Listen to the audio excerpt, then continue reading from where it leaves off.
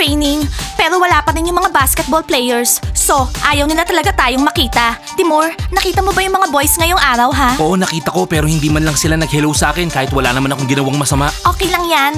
Nagalit sila dahil sa reaction natin sa mga Red Evils. Hindi natin sila patatawarin. Nakipag-hangout sila sa mga Red Evils. Well, hindi nag-iisip yung mga basketball players na yan lately. Ginagawa nila yung gusto nila. So, anong gagawin natin? Mukhang hindi na sila makikipag-hangout sa atin. Mukhang nakikipag-hangout na sila sa mga Red Evils. Maya, kung sabihin mo yan, mukhang masaya ka pa. Hindi ko maintindihan.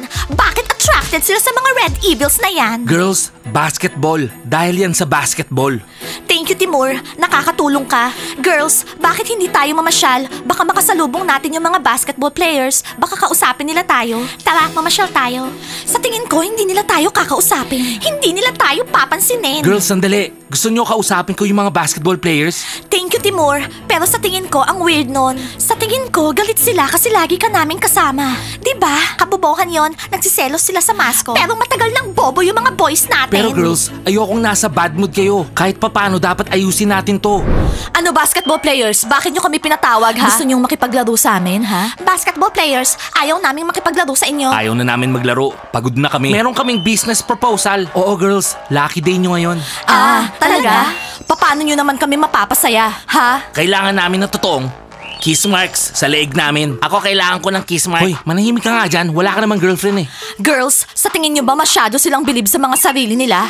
Oo, sobra. Seryoso? Gusto nyong halikan namin yung mga mapapawis nyong leeg? Hindi, no? Eh kung makiusap kami ng maayos. Oo, makikiusap kaming maayos. Anong balak nyo? Bakit nyo gustong gawin yan, ha? Papatayin kayo ng mga banis nyo dahil dyan. Anong balak nyo? Sabihin nyo yung totoo.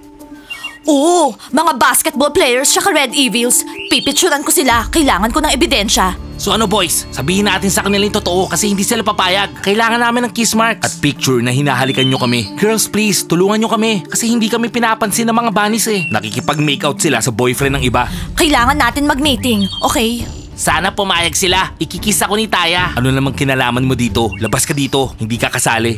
So, boys, kailangan nyo ng tulong namin. Nung una, tinataboy nyo kami. Tapos ngayon gusto nyo halikan namin kayo? Hindi na ulit namin kayo tataboy. Makikipaglaro kami basketball sa inyo. Tuturuan namin kayo makasampung 3 points. Sige na please. Saka girls, friends tayo diba? Basketball friends diba? Okay, boys. Tutulungan namin kayo. Yes! Friends tayo, girls. Mga tunay kayong kaibigan. Thomas, hahalikan kita. Ice, hahalikan kita. Kiril, hahalikan kita. Yun yung gusto mo, di ba? Okay?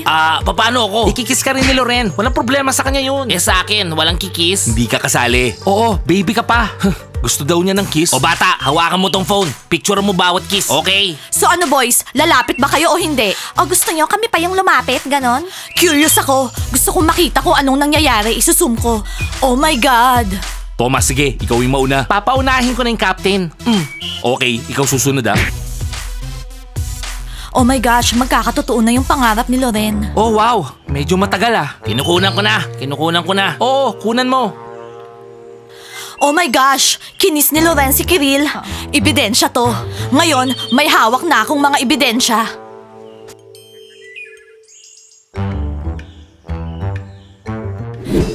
Walang tao sa pool. Wala rin sila sa villa. Nasaan sila? Napansin nyo, wala rin yung mga Red Evils. Magkasama sila. Magkasama na naman sila. Wow, Kitty, hysterical ka talaga. Hindi ko rin alam. Girls, baka tayo yung nagkamali. Namimiss ko na yung mga boys. 24 hours ko na siyang hindi nakikita. Alam niyo girls, nung nag-e-enjoy ang mga basketball players kasama ng mga Red Evils, hindi nila tayo iniisip. Nag-e-enjoy sila nang wala tayo. Baka ayaw na nila sa atin. Naging salbahe tayo. Pero emotions lang yun. Emotions. Girls, tingnan niyo yung mga cute couples doon, no? Blandy, ang ganda-ganda mo. Thank you, Zach. Oo, alam ko. Kenya, nagustuhan mo ba yung ice cream? Yun yung pinakamasarap na ice cream na nakain ko. Hello, Kisas! Kahit yung mga kisas, hindi na tayo pinapansin. Well, sa tingin ko, naging invisible na tayo. Meron bang mali sa atin? Girls, syempre wala silang pakialam sa atin. Tingnan nyo nga kung gaano sila kasaya. Kisa, kunan mo kami ng picture ni Zach. Okay, Zach, yakapin mo ako. Kisa, picturean mo rin kami ni Sean. Blandy, ang cute niyong dalawa. Oh, bunnies, nandyan pala kayo, hindi ko kayo napansin. Gusto niyo picturean ko rin kayo? Girls, naging invisible talaga tayo. No, Kisa, thank you. Wala kaming kasamang magpapapicture. Marami na kaming pictures na magkakasamang 4. Okay, bahala kayo. More pictures. Kisa, sandali. Bunnies, bakit kayo malungkot? Nasaan yung mga boys nyo? Blandy, kung alam lang namin kung nasaan yung mga boys namin.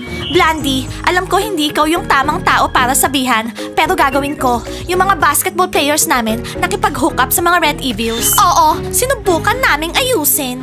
Kaya lang, mas lalo lang lumala. Oh, girls, malungkot ako para sa inyo. Girls, hali kayo. Imagine ninyo, iniwan ng mga basketball players yung mga bunnies. Blandy, sinabi namin sa'yo, bakit chinichismis mo sa iba ha? Hindi maganda yan. Nagsasaya ka sa problema ng ibang tao. Hindi kami masaya. Ini-invite lang namin kayo sa sleepover. Oo, may sleepover kami mamayang gabi. Magiging masaya yon. Pumunta kayo, magdala kayo ng mga pagkain. Popcorn, tsaka lemonades. Yung masasarap. Oh, tsaka marshmallow magdala kayo. Iro-roast natin sa apoy. Anong i-roast sa apoy? Sa loob tayo ng kwarto, hindi sa labas. Kisas, thank you sa invite, pero hindi kami pupunta. Wala ako sa mood makipag-hangout. Pero baka next time. By the way, Kisas, naging cool na kayo. Hindi ko na kayo nakilala. Oo, well, matagal na kaming cool, hindi nyo lang nakikita. Cheer up, bunnies. Makakahanap kayo ng ibang guys. Huwag kayong mainip, girls. Naka-online si Kiril 5 minutes ago. Hindi man lang siya nag-message. Tapos hindi niya sinagot yung mga messages ko. That's it, girls. Katapusan na ng lahat. Hindi ko naisip na matatalo tayo ng mga Red Evils na yan. Hindi ko naisip na maaagaw nila yung mga guys natin. Girls, tandaan niyo yung sinabi ni Timur. Dahil yan sa basketball, kaya naging mas close sila. Kumain na lang tayo ng ice cream para sumaya tayo. Oh, mascot, balita. Anong ginagawa mo sa locker room namin ha? Guys, ba't sinasaktan niyo yung mga girls ha? Anong sinasaktan? Wala kami sinasaktan, no? Guys, ano yung mga kiss marks? Nagbati na kayo ng mga girls ha? Nagbate? Anong nagbate? Kasama nila si Sean tsaka Zach. Nandun. Oo, yung boyfriend ng iba. Oo, tinaboy nila kami. At tong mga kiss marks, hindi to galing sa mga bunnies. Galing to sa mga Red Evils. Hindi ako kinis ni Taya. Mga bobo ba kayo? Kasama ng bunnies si Sean tsaka Zach para kunin yung atensyon nyo. Nagpapapansin sa inyo. Well, magaling sila. Nagsucceed sila. Pero hindi kami papayag ng ganun-ganun lang. Yung mga bunnies, hindi kami pinapansin. Pero yung mga Red Evils, naghahabol sa amin. Wala ka na kailangan sabihin. Yung mga bunnies, hinihintay kayong puntahan nyo sila para magpaliwanag tungkol sa Red Evils. Nagsiselos sila. Nagsiselos lang sila sa inyo. Mga baliw kayo. Yung match namin ng Red Evils, wala naman yun. Pero ngayon, nagkakadevelopan na kami ng mga Red Evils. Oo, cool girls. Guys, yung mga kiss marks nyo sa leg, sobra na yan. Hindi na kayo patatawarin ng mga bunnies, sigurado yun. Bahala kayo. Guys, sa tingin ko, sumobra nga tayo. Nagsasabi ng totoo si Timur. Eh, anong gagawin natin ngayon ha? Takpan natin ng Band-Aid. Big, pwede bang burahin mo yung mga video? Oo, walang video, walang ebidensya. Makipagbati na tayo sa mga girls. Namimiss ko na si Diana. Oo, namimiss ko na rin si Kitty. At sasabihin ko kay Nat, hindi na ako makikipag-lunch kasama yung mga Red Evils. Yayayain ko siya lumabas. Pero guys, parang weird. Tayong 4, meron lahat Band-Aid sa leg. Oo, talagang weird. Kapag nakita tayo ng mga girls, di na nila mapapansin yun. Big, kumuha ka ng Band-Aid. Okay. Kiril, kumusta naman yung kiss ni Loren? Di ko nga makayanan eh. Ang weird, ayoko. Oh my God! Nakakashock! Oh my God! Hinahalikan ni Moody yung eyes ko. Yung eyes ko? Nakita niyo ba kung paano akbayan ni Taya si Thomas? Hindi man lang siya umiwas. Tingnan niyo. Girls, tingnan niyo kung gaano kasaya si Kiril kasama si Loren. Talagang nag-e-enjoy siya sa kiss ni Loren. Nakakainis. Girls, nung nakita ko to, nanginginig ako. Talagang nanginginig. Na-shock talaga ako. Buhaya talaga yung Loren na yan. Nung una, nakadikit siya kay Kiril. Ngayon, kay Zakat naman. Ayokong magalit kayo. Pero mabuti na yung mapait na katotohanan kaysa sa matamis na kasinungalingan. Thank you, Stella. Ginawa mo yung tama. Ayaw naming maging losers. That's it, Kiril. Tapos na tayo. So girls, i-announce na ba natin ngayong araw na singles na tayo, ha? Girls, gumawa tayo ng Bachelorette Club. Tapos mag-register tayo sa dating site. Stella, paano mo naisip na gusto naming makipag-meet sa iba? Wala nang relationship, okay? Oo, sigurado yon. Though kahit na wala ako sa relationship, kasi hindi naman ako niyaya ni Zakat. Almost lang. Ang sasama ng mga boyfriends natin. Ang sasama nila. Bad sila. Girls, bonding game yung basketball. Pwede pa ba natin kausapin yung mga Red Evils? Para saan? Mag-iimbestiga pa ba tayo na parang mga baliw? Nakita na natin lahat. Anyway, girls, pag-isipan niyo yung Bachelorette Club. Huwag kayong malungkot. Actually, masaya maging single. Okay? Nasa villa lang ako kung kailangan niyo ako. Thank you, Stella. Pero hindi naman importante kung kanino kakakampi. Girls, isipin nyo na lang kung gaano sisikat yung mga Red Evils na yan. Oo, dinidate nila yung ex-boyfriends natin. Girls, ano ba kayo? Kung hindi tayo kasama ng mga basketball players, sigurado malalaos sila. Well, girls, sa tingin ko tanggapin natin yung offer ng mga kisas. Makipag-sleep over tayo sa kanila tapos kumain tayo ng marshmallows. Tapos umiyak sa leopard shoulders nila. Hello everyone! Please mag-subscribe kayo sa Red Evil account namin. Oo, malapit na kaming sumikat. Imagine nakipag-hook up kami sa mga basketball players. Anong hindi kayo naniniwala? Magpo-post na ng video yung mga basketball players na kinikiss kami sa leeg. Oo, makikita nyo. Girls, tama ba yung naririnig ko? Totoo ba to? Nakipag-hook up sila sa mga basketball players? Kaya pala wala sa mood yung mga bunnies. Guys, sino yung dinidate ko? Si Kiril. Siya yung team captain. Katulad ko, ako yung team captain. Ako, dinidate ko si Thomas, yung ex ni Kitty. Ako, si Ice. Noon ko pa siya gusto. Oh my God! Habang nagla-live kami, pinag-uusapan kami ng mga kisas. Gusto nyo silang makita? Smile! Ifi-film namin kayo ngayon. Smile! Aha, subukan nyo. Tinatago ng mga kisa girls yung mga mukha nila kasi ang papangit nila. Anyways, hintayin nyo yung video ng mga basketball players. Magiging hot yun. Huwag kang malikot para malagay ko na maayos. Nakatakip na ba? Wala nang kita? Oo, wala nang makita. So ano guys, natatandaan nyo ng lahat? Di ko makakalimutan. Sasabihin natin sa kanila, girls, mag-ayos na tayo. Babalik kami sa inyo, bumalik kayo sa amin. Sasabihin natin, sumobra kami, mali kami. Magbati na tayo, sige na please. Kapag tinanong nila yung Band-Aid, anong sasabihin natin? Nagkaroon tayo ng maliit na emergency nung practice natin. At yun ay dahil kay Big. Kasi hindi siya marunong mag-basketball. Ano ba guys, hindi totoo yan. Relax ka lang, ayun ang dapat natin sabihin, okay? Okay, ang goal natin, makipag-ayos sa mga girls, tara. Okay, tara! Paano ako? Wala ka namang girlfriend eh. Kanino ka makikipagbate ha? Mabuti pa, linisin mo tong locker room. Tapos tapon mo yung mga basura ha, okay? Lagi na lang si Big yung naaapi. Hindi na pwede to. Maglilinis na naman ako. May sleepover kami ngayong gabi, so gusto naming mag-order ng marshmallow, isang case ng lemonade, tsaka popcorn machine. Oo, rerentahan namin. Diana, mag-order ka pa ng isang bag ng strawberry flavored chupa chups. Kasi yung sleepover na walang chupa chups, hindi sleepover. Okay, Maya, tsaka isang bag ng strawberry flavored chupa chups. Okay? Girls, nasan yung mga pajamas natin? Nakasabit yung pajama ko sa bathroom, pero wala na doon. Sinong nagsuot, ha? Girls, nasa laundry yung pajamas nyo.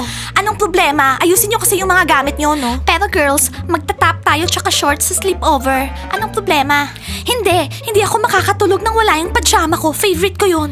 Kitty, sinong nagsabing matutulog tayo sa sleepover? Mag-e-enjoy lang tayo doon.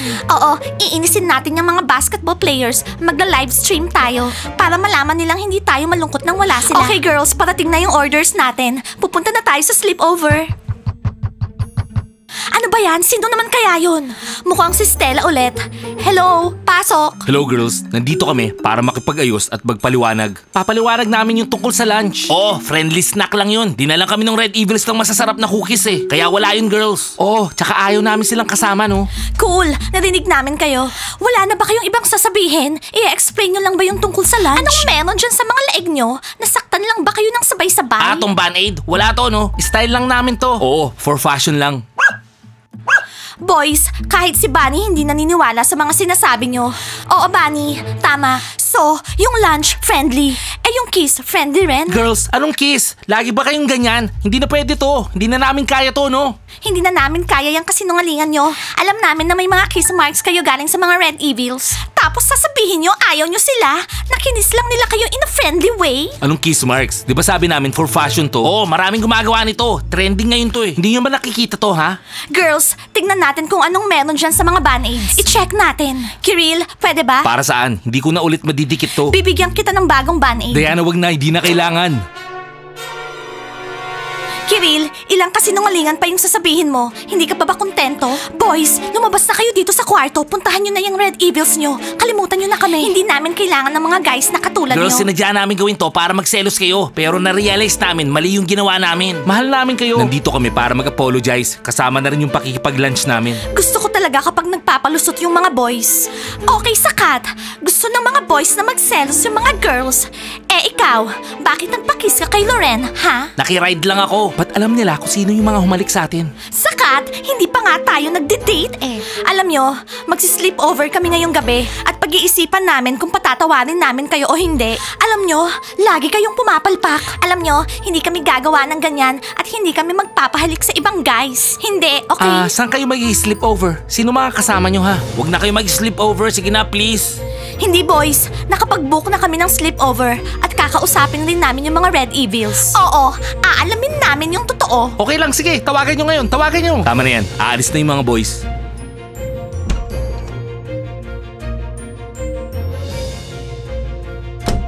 Hindi natin sila patatawarin.